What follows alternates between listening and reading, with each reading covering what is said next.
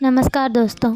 पिछली वीडियो में हमने जाना था भगवत गीता के पहले अध्याय के 1 से लेकर 10 तक श्लोकों का हिंदी अर्थ एवं उनका सार।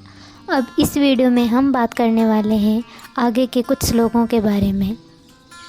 10 श्लोकों में हमने देखा था कि धृतराष्ट्र संजय से कुरुक्षेत्र में क्या चल रहा है ये जानना चाहते हैं, तो संजय उन्हें बता रहे हैं कि महाराज दुर्योधन द्रोणाचार्य से दोनों सेनाओं में महारथियों का परिचय करवा रहे हैं। अब इसके आगे हम 11वें श्लोक से आगे का हिंदी अर्थ बताएंगे। 11वें श्लोक में दुर्योधन आचार्य द्रोणाचार्य से कहते हैं, इसलिए सब मोर्चे पर अपनी अपनी जगह स्थित रहते हुए आप लोग सब के सब ही निसंदेह भीष्म पितामह की ही रक्षा करें।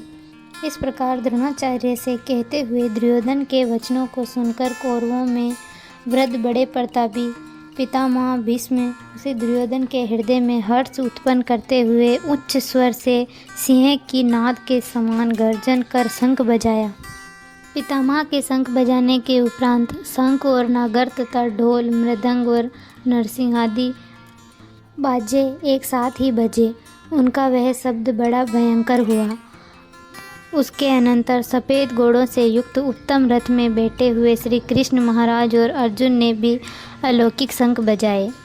उनमें श्री कृष्ण महाराज ने पंचजनक नामक शंख और अर्जुन ने देवदत्त नामक शंख बजाया। भयानक कर्म वाले भीमसेन ने पौंडर नामक महाशंख बजाया। कुंती पुत्र राजटर ने अनंत विजय नामक शंख और नकुल तथा सहदेव ने सुघोष और मणिपुष्पक नामक शंख बजाए।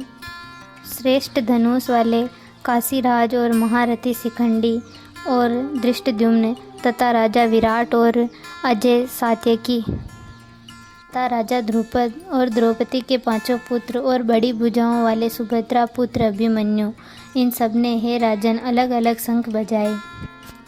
और उस भयानक शब्द ने आकाश और पृथ्वी को भी शब्दायमान करते हुए धृतराष्ट्र पुत्रों के हृदय विदीर्ण कर दिए।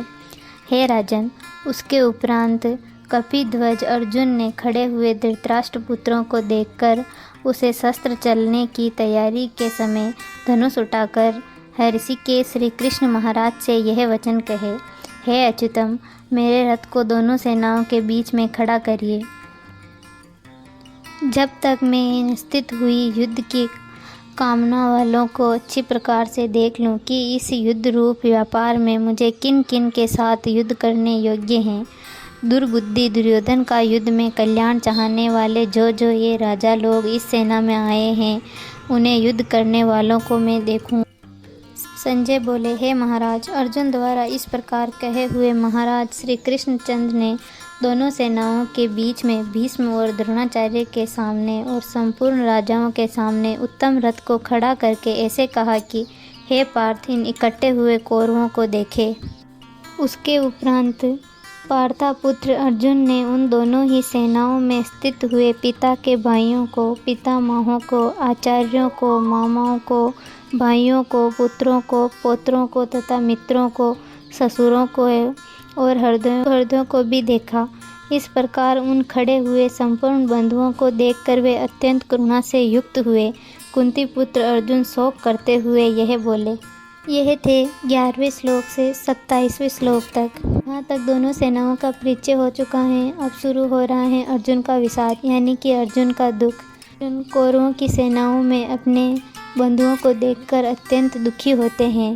उनको देखकर अपनी समस्या कृष्ण को बताते हैं। अर्जुन कृष्ण से क्या कहते हैं, यह हम जानेंगे अगले वीडियो में।